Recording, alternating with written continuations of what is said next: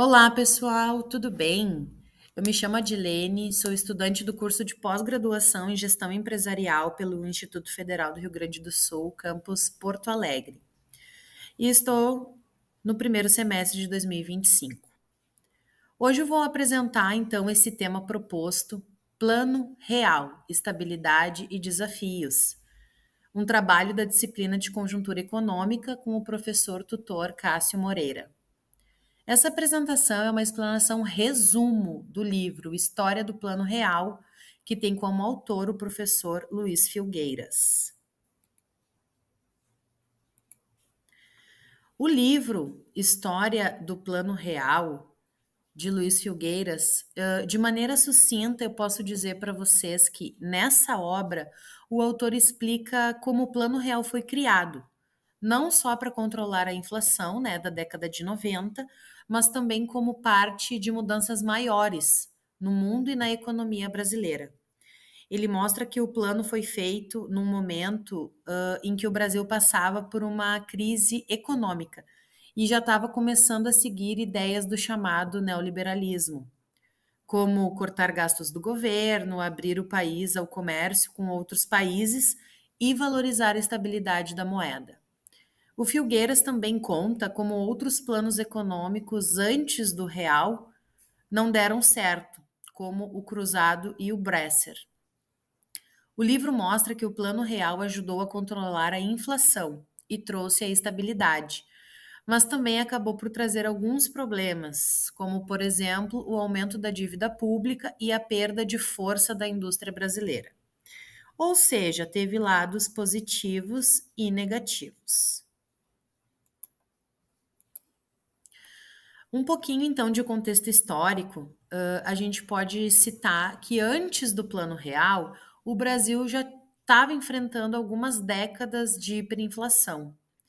Os preços mudavam todo dia, toda hora, o dinheiro estava perdendo valor muito rápido e a população estava sofrendo para manter o básico. A economia estava desorganizada e era visível que estava na hora de tomar uma medida séria para recuperar o país.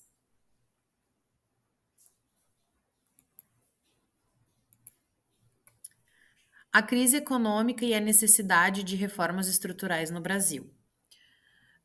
Nas décadas entre 80 e 90, foi marcada então por essa hiperinflação e também várias desigualdades sociais e desorganização fiscal. A inflação estava destruindo o poder de compra, estava corroendo os salários, né, da população trabalhadora e também as poupanças. A gente já sabe que planos como o Cruzado e o Bresser falharam e surgiu a consciência de que era necessário reformar essa estrutura econômica com foco em disciplina fiscal, combate à corrupção e abertura do mercado internacional. O país, então, se via numa encruzilhada, ou reformava de verdade, ou ia enfrentar um colapso, né, total na economia. Apesar do Plano Real ter sido lançado oficialmente durante o governo do presidente Itamar Franco, onde o Fernando Henrique Cardoso era o ministro da Fazenda, os verdadeiros idealizadores foram economistas de alto nível, que integravam o Ministério da Fazenda naquela época, né? Entre os principais nomes, eu posso destacar para vocês o Gustavo Franco, Edmar Baixa, André Lara Rezende, o Pércio Arida e Pedro Malan, que formavam então essa equipe técnica responsável por desenhar esse plano. A liderança política foi de Fernando Henrique Cardoso, claro, porque o Plano Real foi implementado de forma final quando ele era ministro da Fazenda, né? E depois, até posteriormente, ele veio a se tornar o presidente da República. Mas esses economistas idealizadores que eu citei antes, conhecidos como parte da chamada equipe econômica do Plano Real, foram os cérebros por trás dessa estratégia, então, que controlou a hiperinflação e trouxe a estabilidade para a nossa economia. O caminho para a criação do Plano Real. O caos econômico, então, e social da década de 90, né, os anos 90, 94 ali, impulsionou a busca por essa mudança. O Collor, que foi o presidente anterior, também já tinha tentado algumas reformas, mas não foi eficiente e acabaram se tornando impopulares, né? Não teve o apoio da população. A equipe econômica se inspirou em experiências internacionais, né? Pegando aqueles modelos de outros países e passou então a desenhar essa solução mais completa. Quando o Fernando Henrique Cardoso assumiu o Ministério da Fazenda, ele liderou, por fim, a criação desse plano real. O plano tinha a base da criação de uma nova moeda, né? O real em si, âncora monetária e controle da emissão de dinheiro. A comunicação com a sociedade e o apoio político foram cruciais para a sua aceitação. Estratégias de implementação do plano e consequências. O plano teve por si 4 pilares centrais, que foi a criação da URV, a Unidade Real de Valor, que foi uma moeda de transição que garantiu uma segurança e estabilizou os preços, a substituição da moeda, que trocou o cruzeiro real para o real, com paridade inicial com o dólar, o que acabou gerando esse controle da inflação, e também ajuste fiscal rigoroso e políticas monetárias rigorosas, como o corte de gastos e reforma tributária. Isso acabou gerando também uma recuperação da confiança do povo e também buscava atrair investidores, né, para o nosso país. Acabou gerando alguns resultados imediatos. A redução drástica da inflação aconteceu, de fato, nesse período. A estabilidade cambial aqui para nós do Brasil e a atração de investimentos e o crescimento do nosso PIB, que também foi muito positivo, né? Então acabou sendo de fato um divisor de águas para nós aqui no Brasil. Desafios enfrentados então pelo Plano Real. Depois do lançamento dele em 94, o Plano Real veio por enfrentar alguns obstáculos. O controle da inflação foi o maior deles. Embora a estabilização, né, tenha acontecido de fato nos preços inicialmente, novas pressões inflacionárias surgiram, né, devido a crises externas, oscilações cambiais e disputas salariais, também citando a instabilidade política. Ou seja, teve essas crises, né? Outro problema foi a desigualdade social. A moeda estava estável, mas os problemas estruturais, como a nossa sempre má distribuição de renda, continuavam. A população mais pobre ainda sofria bastante com a falta de oportunidades e acesso. Além disso, havia o desafio político de equilibrar a austeridade fiscal com os investimentos sociais. Governos precisavam conter gastos para manter a economia estável, mas ao mesmo tempo eram pressionados a investir em saúde, educação e assistência. A política cambial também complicou, né? O real valorizado andava a conter a inflação, mas prejudicava as exportações brasileiras. A nossa indústria nacional perdeu um pouco da competitividade e ajustes foram necessários ao longo do tempo. Por fim, a crise global de 2008 impactou fortemente. Houve queda da exportação e fuga de capitais. No fim, manter a estabilidade diante desse cenário exigiu muito jogo de cintura do governo e aconteceram alguns efeitos colaterais, que são os mais destacados, né? Que é a desigualdade e o desemprego em certos setores e tensões sociais pela redução de gastos públicos. Resultados e impactos do Plano Real. O Plano Real representou, de fato, esse divisor de águas já citado. A inflação, que em 93 era de mais de 2,400%, caiu para menos de 9% no ano de 94. A população, graças a Deus, voltou a confiar na moeda e no país.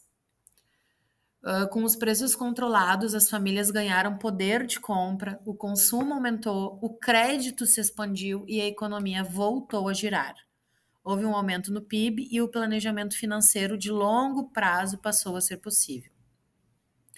Por outro lado, a valorização do real também dificultou um pouco as exportações e prejudicou a indústria nacional, que enfrentou concorrências de produtos importados.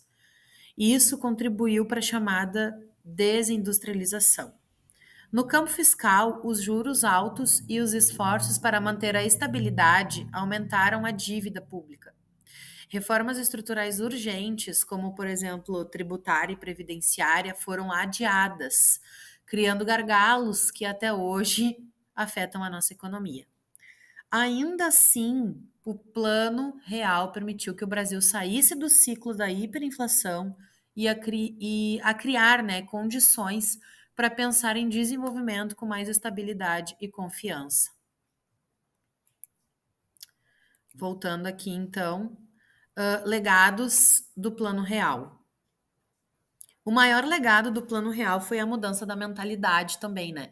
O Brasil entendeu que controlar a inflação é essencial para crescer com segurança. A estabilidade acabou virando prioridade e o medo da inflação passou a ser uma preocupação coletiva, ou seja, da dona de casa ao investidor. Também houve avanços sociais. A gente teve melhoria na qualidade de vida, expansão do consumo, mais acesso ao crédito e melhores condições para investir na educação e saúde. Mas claro que ainda havia muito por fazer. A desigualdade persistiu e persiste até hoje, né, pessoal? E a falta de reformas estruturais dificultou avanços mais profundos. O Plano Real marcou essa virada. Trouxe uma estabilidade, mudou a forma como o Brasil lida com a economia, mas também nos mostrou que é preciso ir além dessa estabilidade. São necessárias reformas estruturais e políticas sociais que acompanhem esse crescimento. Foi, portanto, um ponto de partida, não um fim, e mostrou que é possível transformar a economia desorganizada em algo mais sólido, mas que o esforço precisa ser contínuo e adaptado às novas realidades. Também trago algumas citações chaves que o autor do livro nos traz, que é: o Plano Real não foi apenas uma medida econômica, mas também uma reconstrução da confiança do povo brasileiro em sua moeda e instituições. Outra frase é: a união entre a política e a economia se mostrou fundamental para o sucesso da implementação do Plano Real. Outra ainda: o controle da inflação foi um dos maiores desafios que enfrentamos, mas a perseverança e a estratégia correta nos levaram a resultados positivos. Seguindo, a cooperação entre diferentes setores do governo e a sociedade civil foi essencial para o diálogo e a execução do Plano Real. Outra, o legado do Plano Real vai além da estabilidade econômica. Ele é um símbolo de superação e resiliência do povo brasileiro em tempos de crise. Concluo, então, com essas frases que elas resumem bem o espírito do Plano Real. Ele foi mais do que um plano econômico, foi um projeto de reconstrução da confiança, da estabilidade e da esperança para milhões de brasileiros. Concluindo, o Plano Real teve como principal objetivo, então, controlar a hiperinflação que assolava o Brasil. Estabilizou a nossa moeda, recuperou a confiança da população e dos investidores na nossa economia. Para isso, adotou estratégias que foram, na época, inovadoras, envolvendo a criação de uma nova moeda, o nosso real, que é a moeda atual até hoje, inicialmente atrelada ao dólar, né, para poder garantir essa estabilidade. Além disso, implementou medidas fiscais rigorosas para controlar gastos públicos, políticas monetárias para controlar a oferta de dinheiro e programas de ajuste econômico que buscavam reduzir os desequilíbrios inflacionários e promover o crescimento sustentável. Essas ações tiveram que ser integradas e foram essenciais para romper o ciclo inflacionário e estabelecer a base sólida para o desenvolvimento econômico do país. Por fim, agradeço por vocês acompanharem, né? Espero que essa apresentação tenha ajudado a entender melhor a importância do Plano Real para nossa história econômica. Deixo aqui os meus contatos para quaisquer necessidades e dúvidas. E até mais!